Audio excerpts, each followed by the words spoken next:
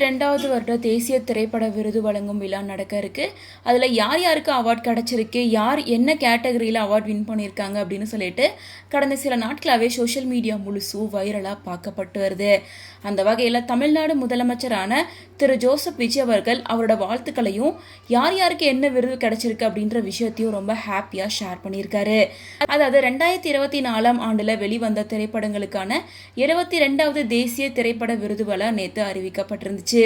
அதில் நடிகர் தனுஷ் அவர்கள் நடித்த ராயன் படத்துக்கு சிறந்த திரைப்படத்துக்கான விருதும், தேசிய சமூக மற்றும் சுற்றுச்சூழலை ஊக்குவிக்கிற சிறந்த படமா இருக்கு.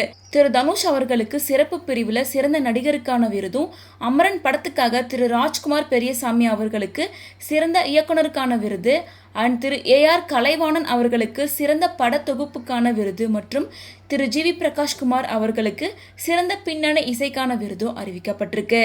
மேலும் மகாராஜா படத்துக்காக திரு அனல் அரசு அவர்களுக்கு சிறந்த சண்டை பயிற்சிக்கான விருதும், அந்த படத்தில் நடித்த செல்வி சாச்சனா நிமிதாஸ் அவர்களுக்கு சிறந்த துணை நடிகைக்கான விருதும், மெய்யழகன் படத்துக்காக திரு சுரேஷ் ஜி அவர்களுக்கு சிறந்த ஒளி கலவைக்கான விருதும், ப்ளூ குறும்படத்திற்காக திரு DS ஹரிஹரசுதன் அவர்களுக்கு சிறந்த ஒளி வடிவமைப்புக்கான விருதும் அறிவிக்கப்பட்டிருக்கு.